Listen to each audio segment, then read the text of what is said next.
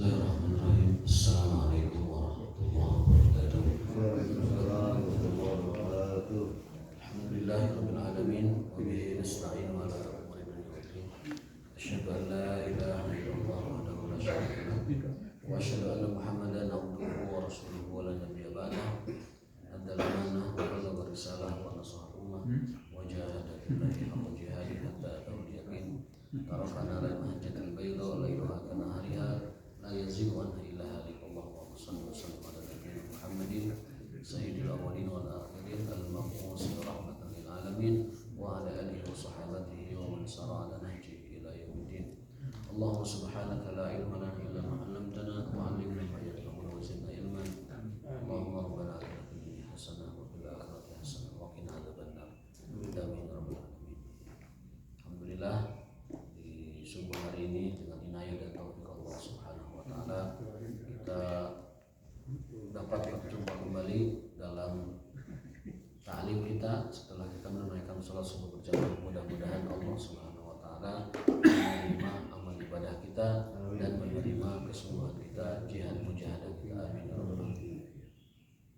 Hari ini kita akan melanjutkan pembahasan Kitabus Shalah atau fikih salat, syarah makna salat dalam kitabnya. Judul kitabnya Syarah Ma'ani Shalah, penjelasan makna-makna salat. Hari ini kita akan membahas tentang salat sebagai qurratu ain, penyejuk hati. Salat sebagai penyejuk hati, sebagai kepuasan hati, dan sebagai sesuatu yang paling dicintai oleh hati. Karena sebelumnya kita membahas tentang makna khusyuk, apa itu khusyuk dalam salat. Yang kedua adalah kita mengartikan makna aqimus shalah itu apa. Aqimus shalah sudah, khusyuk sudah. Sekarang di antara pembahasannya adalah salat sebagai qurratu ain. Kita dalam doa sering mengucapkan kalimat qurratu ain itu ketika Allahumma rabbana hab lana min azwajina wa dzurriyyatina qurrata a'yun. Qurrata a'yun itu jamak dari ain. Qurrah itu sesuatu yang menyenangkan. Ain itu mata, sesuatu yang menyenangkan mata. Dalam ungkapan kias Indonesia itu sering diartikan kebahagiaan, kenyamanan, ketentraman, ya. Kemudian kepuasan hati, dan juga pelipur lara, penyejuk mata, dan lain sebagainya. Karena Nabi SAW pernah bersabda, qala Rasulullah SAW dalam hadis Musnad Imam Ahmad dan Sunan Nasa'i, beliau bersabda, hubbiba ilayya minad dunya atau hubbiba ilayya min dunyakum salasa. Aku ini dibuat cinta oleh dunia karena 3 hal. Jadi kalau Rasul itu mencintai dari dunia, maka sebab cintanya beliau ke dunia itu 3 hal. Yang pertama adalah at-tibu, wewangian. Makanya kebetulan saya pakai wangian ini. Itu adalah sesuatu yang paling dicintai oleh Rasul. Rasul tidak pernah menolak hadiah kalau itu yang namanya minyak wangi. Kalau hadiah lain kadang ada kisahnya ditolak. Tapi kalau wangian, dalam sebuah keterangan disebutkan Rasul tidak pernah menolak hadiah wangian. Dan juga hadiah beliau itu selalu wangian. Karena itu yang paling dicintai oleh beliau sallallahu alaihi wasallam. Yang kedua, an-nisa, perempuan, atau dalam hal ini para istri. An-nisa jamak, Pak. An-nisa, para istri.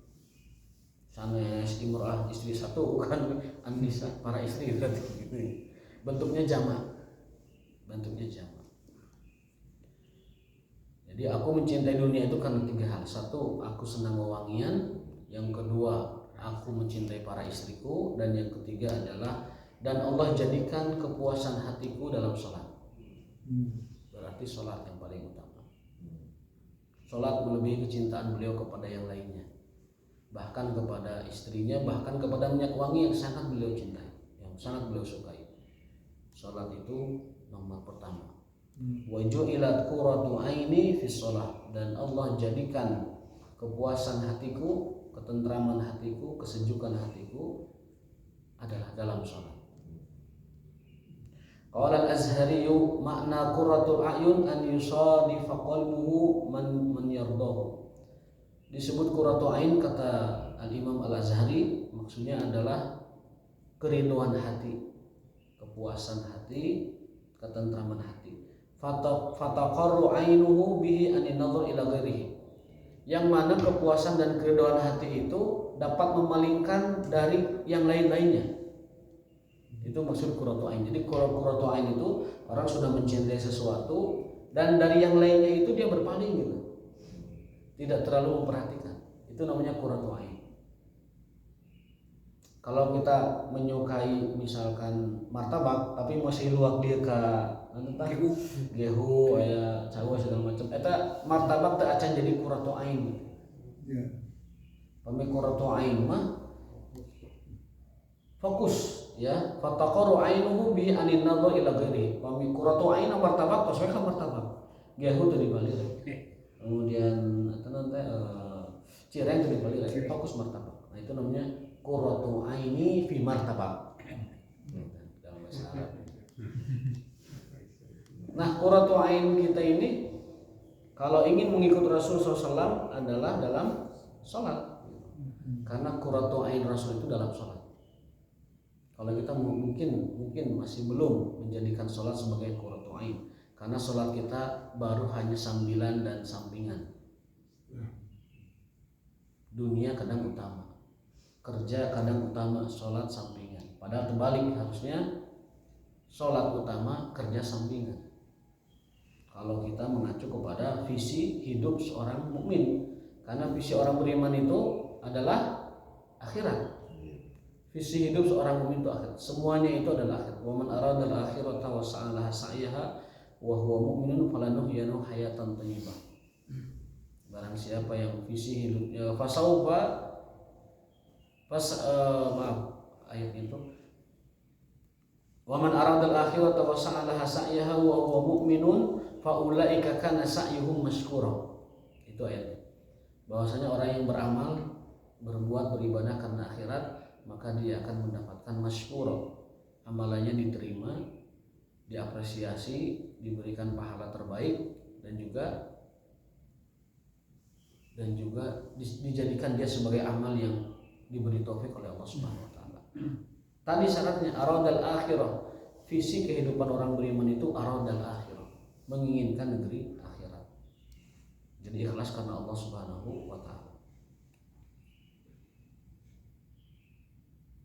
Idza alima al-insanu anna as-salata hiya haqqun lillahi mahdun ala ibadihi wa alima annahu mutalab bi ada'il huquqi ila ahliha dan seterusnya. Kalau orang itu menyadari bahwa salat itu adalah hak Allah yang harus ditunaikan, maka dia tidak akan gegabah dalam salat. Menyadari, memahami, meyakini bahwa salat itu hak Allah, maka dia tidak akan gegabah untuk menelantarkannya dan mengabaikannya. Dulu pernah kita bahas bahwa orang yang menelantarkan sholat, menyia-nyiakan sholat itu balasannya adalah bukit Goya, sebuah bukit yang ada di neraka jahanam. Fa khalafa min ba'dihim khalfun adha'u shalah wa tabu'u syahawat fahum sayalqauna ghayya. Orang-orang yang adha'u shalah, menyia-nyiakan sholat, menelantarkan sholat, wa tabu'u syahawat, lalu mengikuti syahwatnya.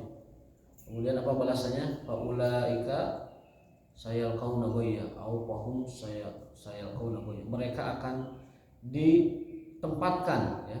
Sayalqauna ghayya itu akan ditempatkan di sebuah bukit namanya Bukit Goya, bukit jahanam yang sangat busuk dan sangat panas. Itu orang yang menelantarkan sholat, apalagi orang yang tidak sholat sama sekali. Dan jumlahnya banyak, Pak. Dari survei umat Islam itu, dari 100% umat Islam yang sholat belang bentong itu hanya 64%. 64% yang sholatnya belang bentong. Yang berjamaah hanya 3%. 3%. Jadi kita ini kalau bisa dibilang partai-partai Islam itu yang memperebutkan 3% itu. Karena sisa namanya yang belang bentong ada asal nama mual ke partai Islam. Jadi orang memperebutkan yang 3% itu. Sementara yang sisanya itu pasti bukan ke partai Islam. Ya kemana-mana lah bercerai-berai. Ini menjadi pengingat kita ya, bahwa masih ada PR besar.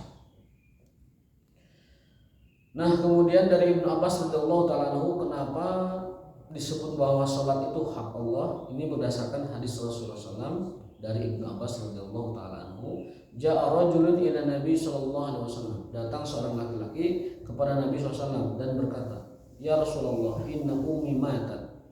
Ya Rasulullah, ibuku meninggal dunia. Wa 'alaiha shawmu syahrin, sementara dia masih punya hutang 1 bulan puasa. Enggak puasa kemarin. Afa aqdihi anha, apakah aku harus mengqadanya? Maka Rasul menjawab, "Lau kana 'ala ummika dainun akunta qadiyahu anha." Kalau ibumu punya hutang, apakah kamu juga bayarkan hutangnya? Ya Rasul, benar. Maka Rasul mengatakan na'am, orang itu mengatakan na'am, maka beliau bersabda, "Fadainullahi ahaqqu an yuqda." Maka hutang kepada Allah lebih wajib dibayar daripada hutang kepada yang lainnya. Jadi ada seorang pemuda datang ke Rasul mengadukan, "Ya Rasulullah, ibuku meninggal padahal punya hutang 1 bulan. Apakah harus dibayar?" Kata Rasulnya, "Dibayar. Sebagaimana ibumu punya hutang kepada orang lain, kamu juga harus membayarnya selaku ahli waris. Maka hutang kepada Allah lebih wajib kamu bayar atas ibumu daripada kepada yang lainnya." Nah, ini dalil bahwa meskipun konteks hadis itu adalah tentang puasa, tetapi para ulama melebarkan keterangan itu dari kata yang terakhirnya, hutang Allah itu lebih wajib dibayar daripada yang lainnya. Salat itu hutang kepada Allah, karena itu hak Allah. Maka orang yang pernah meninggalkan salat, dia tetap berlaku baginya qada salat. Memang ulama terbagi kepada 2 mazhab. Mazhab pertama berpendapat bahwa berdasarkan hadis Rasulullah SAW, barang siapa yang lupa tidak melaksanakan salat atau ketiduran, nama alaiha, tidur, au nasiyaha, atau lupa, au tarakaha, atau meninggalkannya dengan sengaja, maka kata Rasul, falyusalliha idza dzakaraha, hendaklah ia melakukan salat ketika dia mengingatnya. Wala kafarata laha illa dzalika, dan tidak ada kafarat, tidak ada penebus untuk itu kecuali dengan cara itu. Maka para ulama berpendapat salat yang pernah kita tinggalkan tetap itu statusnya hutang kita kepada Allah dan wajib diqadha. Kabayang lamun aya jalmi akil balik usia 15 tahun karek tobat, karek salat 40 tahun, tah mangga diqadha 25 tahun. Kumaha carana? Mangga wae butan. Cara yang pertama bisa dilakukan dengan setiap dia kali mengerjakan sholat wajib, sholat lagi qadaan. Ada juga cara yang lain, dia bisa kumpulkan waktu tertentu, kumpulkan sholatnya dan hitung 25 tahun.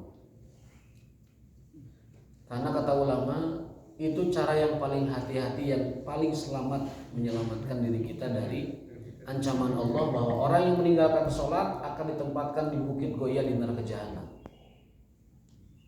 Ada mazhab yang kedua berpendapat tidak perlu mengqadha seluruh sholat yang kita tidak lakukan, cukup istighfar saja, banyak bertaubat dan banyak beramal soleh. Mudah-mudahan harapannya amal solehnya cukup menutupi dosa meninggalkan sholat. Tapi rasa-rasanya kita tidak yakin amal soleh kita bisa menutup dosa sholat kita. Karena apa? Karena dosa meninggalkan sholat itu lebih besar dari berzina. Dosa meninggalkan sholat lebih besar dari minum khamr. Dosa tidak sholat lebih besar dari riba. Dosa tidak sholat lebih besar dari seluruh dosa kecuali syirik. Kenapa? Karena dosa tidak sholat adalah dosa membangkang kepada perintah. Padahal dosa membangkang perintah lebih besar daripada dosa melanggar larangan. Iblis kenapa diusir dari surga dan dilaknat selama-lamanya, bahkan akan disiksa di neraka jahanam? Karena dia menolak perintah. Apa perintahnya? Bersujud. Iblis menolak perintah bersujud. sehingga balasannya adalah dilaknat sampai hari kiamat dan dimasukkan ke dalam neraka. Adam dipindahkan dari surga ke dunia karena melanggar sebuah larangan. Apa hukumannya? Hanya dipindahkan dari surga ke dunia. Berarti kalau kita perhatikan, dosa meninggalkan perintah lebih besar daripada dosa melakukan larangan. Adam melanggar larangan, tapi hukumannya tidak berat, hanya dipindahkan dari surga ke dunia. Iblis menolak perintah, hukumannya berat, dikutuk, dilaknat, kemudian disiksa nanti di neraka jahanam selama-lamanya. Maka ulama berkesimpulan bahwa dosa meninggalkan atau membangkang kepada perintah lebih besar daripada dosa melanggar ataupun melakukan semua larangan. Maka dari itu, dosa tidak sholat lebih besar daripada dosa minum khamar. Dosa tidak sholat lebih besar daripada dosa berzina. Dosa tidak sholat lebih besar dari seluruh dosa yang lainnya kecuali syirik. Itu kembali ke tema tadi kita, bahwa mazhab kedua berpendapat bahwa orang yang pernah tidak sholat dalam hidupnya, maka hendaklah dia banyak bertaubat, beristighfar, dan kemudian setelah itu memperbanyak kebaikan. Mudah-mudahan kebaikannya itu cukup untuk menambal dosa yang dia lakukan gara-gara meninggalkan sholat. Nah, sholat sebagai qurratu ain maksudnya adalah sholat itu menjadikan ketenangan hatinya, kebetahan hatinya, kenyamanan hatinya, dan dia berpaling dari yang lainnya. Kalau itu sudah dijadikan sebagai kebiasaan kita, perasaan kita, maka sholat sudah menjadi qurratu ain bagi dia. Tapi kalau sholatnya masih sekedar rutinitas, masih sekedar ritual, masih sekedar menjalankan apa yang biasa, maka itu sholat belum menjadikan qurratu ain bagi dirinya. Umar bin Khattab mengatakan, laulas sholat ma ahbabtul baqa. Kalau bukan karena sholat, aku tidak betah hidup di dunia. Ya, kalau bukan karena sholat, aku tidak betah hidup di dunia. Dan Rasul pun di sini juga mengisyaratkan bahwa aku mencintai dunia itu karena 3 saja. Ada wewangian, ada para istri, dan ada sholat. Dan Allah jadikan kepuasan hatiku dalam sholat. Berarti sholat di atas segala-galanya. Sholat itu di atas seluruh nikmat dunia apapun yang Allah berikan kepada kita. Orang kalau sudah merasakan sholat itu lebih enak daripada punya istana, orang kalau sudah merasakan sholat itu lebih nikmat daripada punya jabatan tertinggi, orang kalau sudah merasakan sholat itu lebih dia sukai daripada makanan paling enak di dunia sekalipun, istri paling cantik di dunia sekalipun, istana paling megah sekalipun, maka itu sholat sudah menjadi qurratu ain. Kebahagiaannya di situ, ketenangannya di situ. Itu baru sholatnya sudah qurratu ain. Kalau belum seperti itu, maka sholat kita masih sebagai aktivitas kegiatan rutin saja, penggugur kewajiban dan mungkin penambah pahala, tapi qurratu ainnya belum didapatkan. Nah, agar kita memperoleh afdoliyah atau keafdolan sholat sebagai qurratu ain, maka ada 4 langkah yang harus kita lakukan agar sholat menjadi ibadah yang afdol bagi kita, menjadi qurratu ain bagi kita. Setidaknya ada 4 yang mesti kita lakukan. Yang pertama adalah al-ilmu bi tafasil ahkamnya, mengerti ilmu fikih sholat, mengerti ilmu tentang sholat. Kalau kita ingin jadi sholat kita qurratu ain, maka satu adalah memahami, mengerti, punya ilmunya tentang sholat.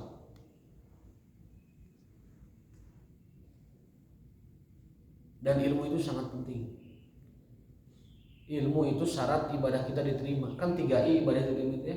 1 ikhlas, 2 iman, yang ketiga ilmu. Kalau ibadah tanpa ilmu ya tidak akan jadi pahala. Ibadah tanpa ilmu tidak akan jadi pahala. Nggak ngerti ilmunya, nggak tahu ilmunya, maka tidak akan jadi apa-apa. Hanya ikut-ikutan saja. Itu yang pertama. Jadi kalau kita ingin menjadikan sholat sebagai qurratu ain, yang pertama adalah mengerti dan paham tentang kaifiyat fikih sholat. Yang kedua adalah al-ikhlas fi kulli zahir minha wa batin lillah, Ikhlas ketika sholat zahiran wa batinan, lahir dan batinnya ikhlas. Ikhlas secara lahir, ikhlas secara batin dalam sholat itu membuat kita terasa sholat itu sebagai qurratu ain.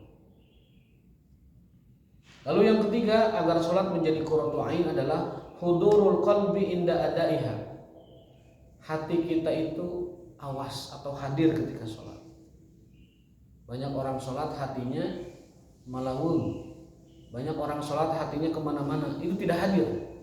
Maka kalau hati tidak hadir ketika sholat, dia tidak akan merasakan keafdalan ibadah sholat dan tidak dapat merasakan sholat itu sebagai qurratu ain. Jadi yang ketiga, hudurul qalbi. Baru yang keempat, ru'yatut taksir, merasa ibadah kita itu belum sempurna. Nah ini penting ini. Perasaan ibadah kita belum sempurna itu penting dalam hidup kita.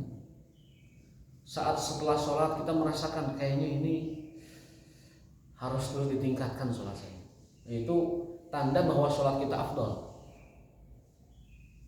Kalau orang sudah merasa sholat saya ini sudah pas ya udah, wajarlah sholat kita pas ya udah, sudah standar lah gitu, maka itu tanda sholatnya nggak afdal.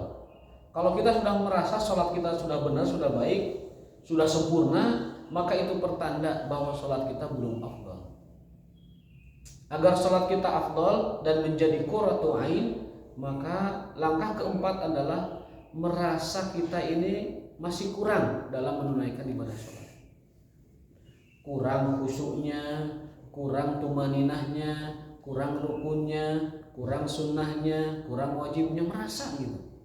Nah saat kita merasa kekurangan, maka itu pertanda bahwa sholat kita ini afdal. Tapi kalau kita sudah merasa sholatnya cukup, merasa sholatnya sudah baik, itu pertanda bahwa sholat kita belum sempurna atau tidak afdal. Sehingga poin keempat ini penting bagi kita, ru'yatut taksir, merasa ada kekurangan dalam sholat kita setelah kita menunaikannya.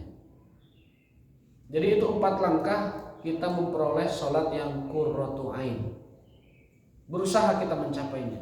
Saya pribadi mungkin belum mencapai tahapan seperti itu, tapi kita sama-sama belajar bagaimana kita menjadikan sholat sebagai qurratu ain. Dan 4 langkah yang bisa kita lakukan agar sholat kita menjadi qurratu ain atau sholat kita menjadi afdal. Yang pertama adalah al-ilmu bi ahkamiha bi tafasiliha, mengerti dan berilmu tentang detail-detail ibadah sholat. Ilmu tentang detail ibadah sholat itu menjadikan sholat kita sebagai qurratu ain. Menikmati setiap gerakan sholat, menikmati setiap bacaan sholat, menikmati memahami setiap qiraah dalam sholat. Itu langkah pertama, sholat kita menjadi afdal dan sholat kita menjadi qurratu ain. Kalau kita ingin sholat kita menjadi qurratu ain sebagaimana Rasulullah SAW, maka langkah pertama adalah kita paham, kita punya ilmunya, kita mengerti detail fikih sholat. Jangan sampai sholat kita dari kecil sampai sekarang hanya tuturut munding, kalau nak itu orang sholat kayak gitu. Tuturut munding kan Pak, anu sanes itu Sunda, tuturut munding itu mundingnya seperti dicokok begini, ditarik itu kemana-mana ikut, namanya itu tuturut munding. Taklid saja. Nya mundingnya bisa digantilah ke umbe maka Jadi memahami, mengilmui setiap detail gerakan sholat dan bacaan sholat itu langkah pertama kita memperoleh sholat sebagai qurratu ain. Artinya mun ieu ge acan, ya udah, berarti tereliminasi. Berarti gagal di tengah jalan, audisinya tuh nggak nyampe seterusnya gitu. Kalau ini saya tidak paham. Al-ilmu bitafasil ahkami, mengilmui, punya ilmu atau mengerti, memahami detail setiap gerakan dan bacaan sholat. Kita ini kan belajar tujuannya satu sebenarnya, bagaimana agar ibadah kita ini benar kepada Allah SWT. Duduk kita majelis ini, thalabul ilmi, tujuannya hanya satu, bagaimana ibadah kita menjadi benar kepada Allah. Bagaimana ibadah kita menjadi benar. Bukan kita ingin menjadi seorang alim, atau ingin jadi seorang ustadz, atau ingin menjadi orang yang bagaimana, lain sebagainya. Tujuan kita yang paling pertama duduk di majelis ini adalah bagaimana kita secara benar beribadah kepada Allah. mengilmui setiap apa yang kita lakukan. Karena ibadah diterima ikhlas, iman, dan ilmu. Ikhlasnya ada, imannya ada, ilmunya nggak ada, tidak diterima. Ilmu itu dalam bahasa lainnya ittiba, tapi sama maknanya, mengilmui, punya ilmunya tentang apa yang kita lakukan. Nah, satu langkah dari memperoleh qurratu ain dalam sholat atau keafdalan sholat, husulul fadli, keafdalan dalam sholat bisa diperoleh dengan 4 syarat. Dan tidak akan dapat diperoleh kecuali dengan 4 itu. La yasihu illa bi arba'ati syurut. Tidak akan dapat diperoleh kecuali dengan 4 itu. Yang pertama adalah al ilmu bi tafasil ahkam. Mengilmui, punya ilmu tentang detail sholat kita. Yang kedua tadi apa, Pak? Al ikhlas zahiran wa batinan. Ikhlas lahir dan batinnya ikhlas. Jadi sholatnya bukan hanya bawa fisik. Sholat itu ke masjid bukan hanya bawa awak unggul, Pak. Datang ke masjid bawa awak unggul, gidik awaknya, blik, tapi hatinya tidak dibawa, batinnya tidak dibawa, dia tidak akan memperoleh keafdalan. Orang sholat itu hatinya dibawa dan badannya dibawa. Di sini penulis menekankan karena banyak orang yang datang sholat itu hanya ngagidik mau awak unggul, coba awak lagi datang ke masjid aneh pengen, apalagi di sholatnya paling lendekan gitu. Itu orang tandanya sholat mawa awak hungkul. Nah, orang yang ingin sholatnya afdal, sholatnya qurratu ain, yang kedua adalah ketika sholat dia bawa badan dan hatinya. La zahiran wa batinan, badannya dibawa ngagidik, hatinya juga ngagidik dibawa. Ulah sampai ngagidik ke masjid awakna hungkul, hatena tengikut ke masjid. Itu pertanda bahwa sholatnya tidak afdal dan tidak mendapatkan qurratu ain.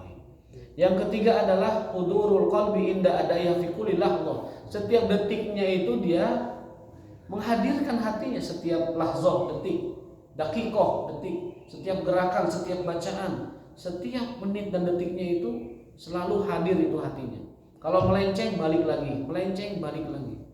Lintasan bayangan itu wajar karena orang punya otak, punya pikiran.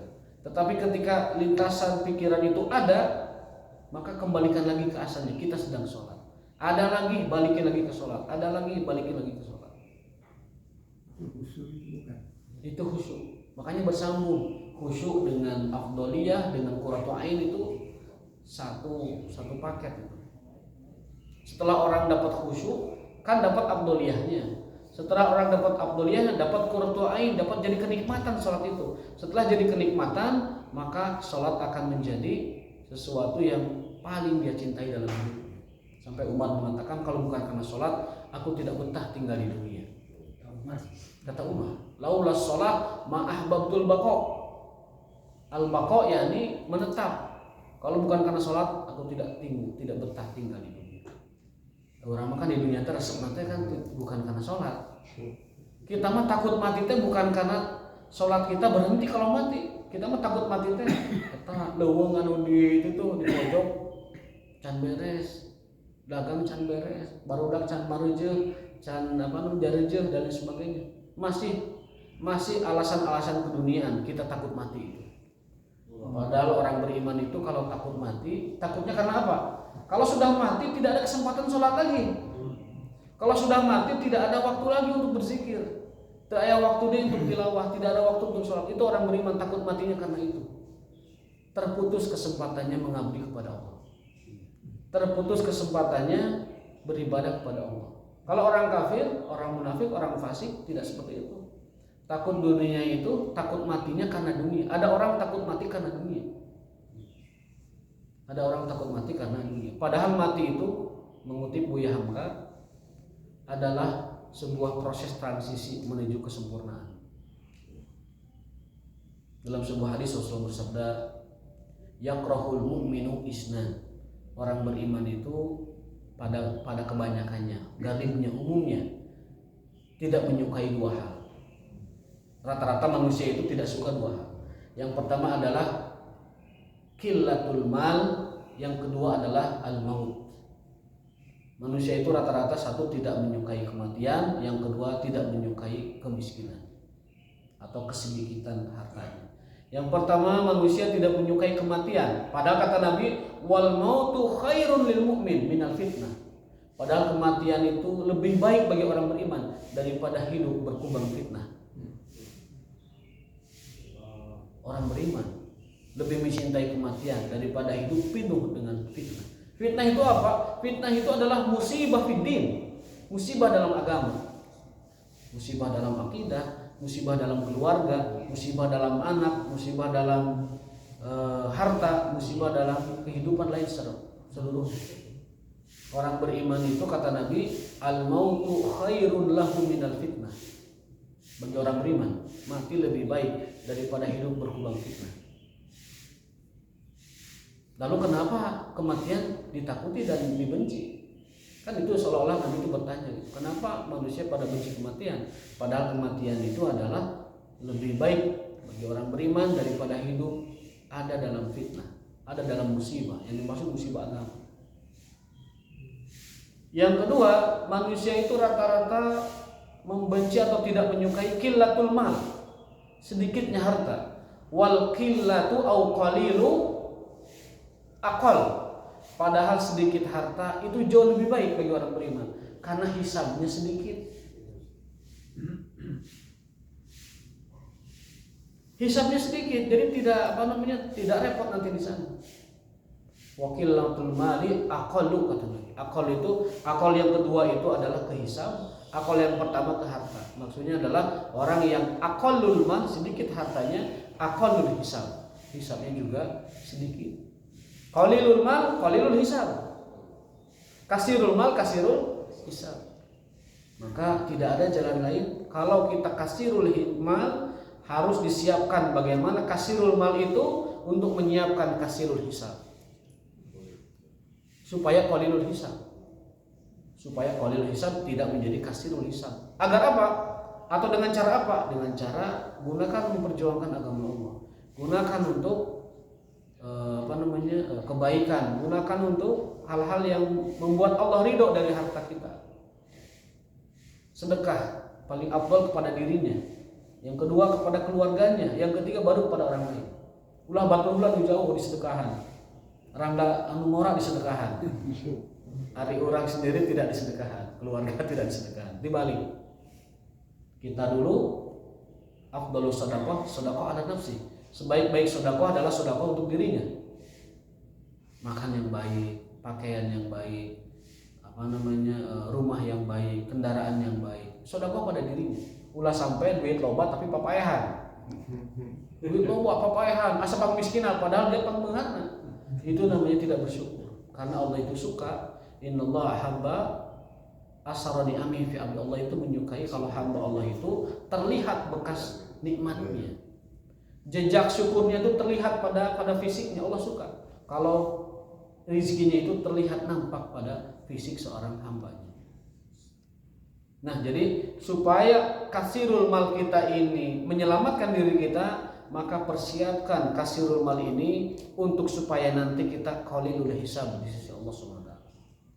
Sedekah pada dirinya, sedekah pada keluarganya, lalu setelah itu kerabatnya, lalu setelah itu orang yang lebih jauh dan kepada kaum muslimin secara umum. Itu kata Nabi SAW. Jadi ada dua hal yang tidak disukai oleh manusia. Yang pertama adalah kematian, padahal kematian lebih baik bagi orang beriman daripada fitnah. Dan sedikitnya harta, padahal sedikit itu kata Nabi juga akan menjadi sedikit dalam hisabnya. Jadi dua hal ini tidak perlu ditakuti. Yang penting dua-duanya itu ada dalam ketaatan kepada Allah. Kita takut mati? Ya takut, karena kalau sudah mati nggak ada kesempatan sholat, nggak ada kesempatan untuk beribadah. Terutama yang usia sudah di atas 40 tahun. Dalam sebuah keterangan, orang yang sudah 40 tahun harus sudah waspada dan mawas diri terhadap makar Allah. Kamu geringan. Orang yang sudah mencapai falama balago arba'in, orang kalau sudah mencapai arba'in 40 tahun di umurnya, maka sudah harus wanti-wanti terhadap makar Allah. Kenapa? Karena hujah Allah sudah banyak bagi orang yang sudah usia segitu. Allah sudah banyak argumen untuk menyikat orang seperti itu. Kalau bahasa kitanya begitu. Orang semakin banyak argumennya dari Allah, semakin banyak hujahnya Allah pada dirinya, lalu dia tidak taat kepada Allah, itu menyikatnya itu Allah itu punya banyak argumen gitu. Ya lo jangan coba apa ya gitu. Sikatnya itu luar biasa. Makanya dalam Quran kalau orang itu sudah mencapai 40 tahun, segeralah banyak-banyak mawas diri terhadap makar Allah. Makar Allah itu bisa penyakit, makar Allah itu bisa kecelakaan, makar Allah itu bisa kerusakan dalam keluarga, makar Allah itu bisa kerusakan dalam usaha, makar Allah itu bisa ketidakberkahan dalam umur. Maka falamma balagha arba'in, kalau orang sudah 40 tahun fokus pada 5 hal. Ulah mikiran lain-lain. Fokusnya 5. Mikir yang lain boleh tapi bukan fokus. Yang pertama adalah auzini an ashkura nikmataka allati an'amta alayya. Banyak bersyukur. Kalau 40 banyak bersyukur. Wa ala walidayya, membahagiakan orang tua, fokus yang kedua. Yang ketiga wa ana amal sholihan, banyak-banyak amal soleh. Wa aslih fi dzurriyyati, banyak zuriyah membina ataupun mendidik anak keturunan, fokus itu. Yang terakhir tubtu ilai, yaitu bertaubat kepada Allah Subhanahu wa taala. Itu fokus orang yang sudah usia 40 tahun. 1, banyak bersyukur. 2, banyak berbakti ke orang tua. 3, banyak amal soleh. 4, fokus kepada membina keluarga. 5, banyak-banyak bertaubat. Itu 5 fokus orang kalau sudah 40 tahun. Nucan 40 tahun mah rada-rada muis lah. Masih fokusnya nyari ilmu kok yang bawah 40 tahun. Iya. Anak-anak di bawah 40 tahun fokus ngumpulin ilmu dulu. Nanti kalau sudah 40 tahun fokusnya di sini. Dan kita rata-rata sudah 40 tahun ke atas. Masih doan sebetulnya punten. Enggak punten? 40. Tapi terlihatnya 32. 40 tahun. Angel ya. Angel. Itu peringatan Allah SWT kepada orang-orang yang sudah mencapai 40 tahun. Falam balu arba'ina qala rabbi auzina ashkura ni'mataka allati an'amta alayya wa ala Allah wasil dari untuk ini kau ini muslim. Itu 5 hal ya. Jadi kalau kita ingin memperoleh qurratu ain, yang pertama ilmu tentang sholatnya diperdalam, diperbanyak. Yang kedua ikhlasnya, lahir dan batin. Ulah mau awak kumpul sholatnya kan di masjid, ngegidik mau awak hatena ketinggalan, itu jangan sampai. Yang ketiga hudurul qalbi an adai, setiap detik, setiap gerakan, setiap bacaan yang kita baca, hati selalu hadir. Lupa balik lagi, seperti itu. Enggak khusyuk malaweng balik lagi. Memang gitu tugas kita dalam sholat. Tugas kita dalam sholat mengembalikan fokus dari yang tadinya kemana, balik lagi ke sholat. Dan manusia tidak akan sempurna 100% pikirannya kosong. Kalau kosong namanya malaweng kan. Ataupun dia tidak berpikir. Ingat lain balikin dan seterusnya. Nah, yang keempat adalah yang terakhir ru'yatut taksir, selalu merasa kurang dalam ibadah kita ini. Kurang banyaknya, kurang khusyuknya, kurang tumaninahnya, kurang sempurnanya harus ada dalam diri kita. Yakin diterima, yakin, tapi merasa kurang wajib. Karena itu yang menjaga afdoliyah ibadah kita. Jangan sampai ketika sholat merasa sholat saya juga nggak semuanya lah, cukup sempurna iman terus perang itu.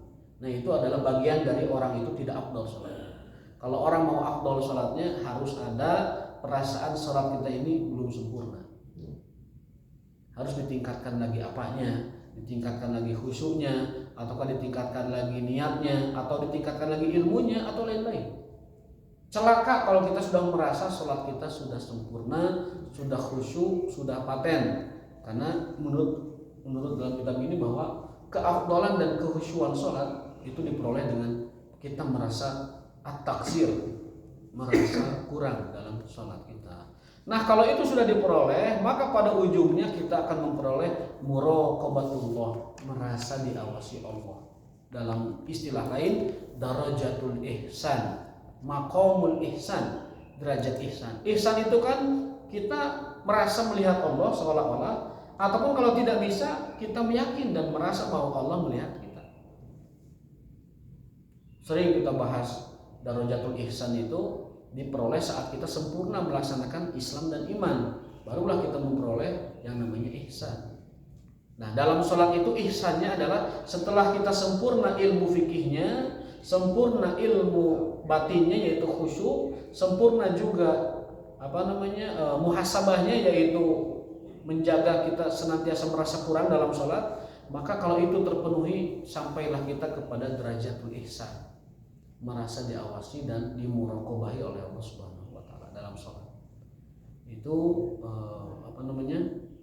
hal yang dapat menjadikan kita menjadi atau memperoleh namanya qurratu aini fi sholat. Mudah-mudahan Allah Ta'ala menjadikan sholat kita sebagai qurratu ain. Allahumma ij'alis sholata lana qurrata ain. Allahumma ij'al lana sholatana qurrata ain. Allahumma ij'al lana sholatana qurrata ain. Amin ya rabbal alamin. Mungkin demikian yang bisa disampaikan. Barangkali ada yang bertanyakan silakan, ada beberapa menit sampai syuruk, maka diperbolehkan, terutama dalam bab sholat. Doa yang Rabbana hab lana min azwajina wa dhurriyyatina qurrata a'yun itu artinya apa sih? Qurrata a'yun Tadi qurrata a'yun itu apa artinya? Qurrata a'yun itu adalah keridhaan hati. Doa itu. Setelah lengkapnya, Rabbana hab lana min azwajina, ya Allah hab lana, hab itu apa? Wahab, berikanlah. Ya Allah, karuniakanlah kami, hablana min azwajina, istri-istri kami, wa zurriyatina, dan keturunan kami, hablana min azwajina wa zurriyatina qurrata ayun, sebagai keriduan dan penyejuk mata kami. Artinya, jadikan istri kami, jadikan anak kami sebagai keriduan kami, penyejuk hati kami, kebanggaan kami, dan kebahagiaan kami. Ulah sebaliknya, istri itu jadi bahan karudat, atau anak jadi bahan kasusah. Nah, orang beriman itu selalu mohon kepada Allah agar istri dan juga keluarganya, keturunannya sebagai sumber kebahagiaan. Qurrata ayun. Istri sebagai qurrata ayun, anak sebagai qurrata ayun, itu adalah kebahagiaan kita baik dunia maupun di akhirat. Karena istri yang soleh, anak yang soleh nanti akan disertakan di akhirat. Wa ma alatnahum min amalihim. Jadi akan ikut mereka, kalau kita masuk surga akan ikut. Kalau mereka juga mengikuti apa yang kita ajarkan kepada mereka, diikutkan. Al-haqna dzurriyyatahum. Al-haqna itu bahasa orang mah diboncengkeun gitu.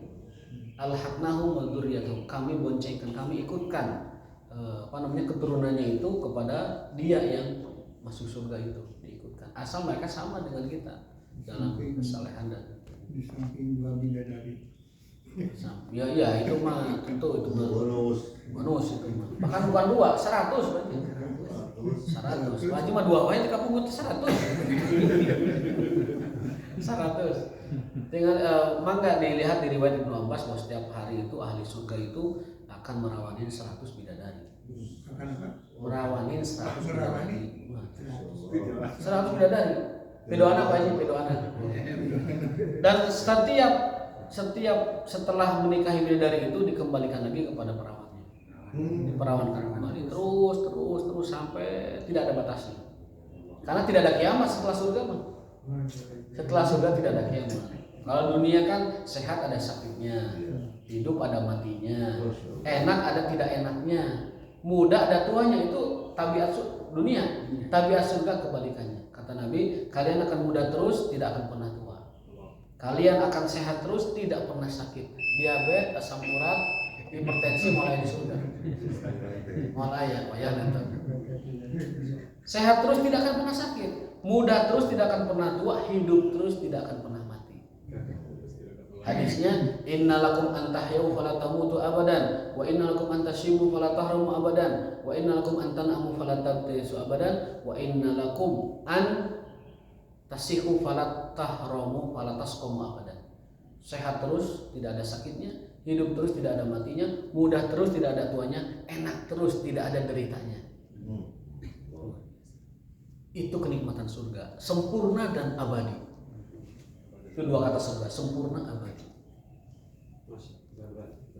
Mudah-mudahan kita masuk ahli surga, terutama dengan jalan sholat kita. Amin ya rabbal alamin.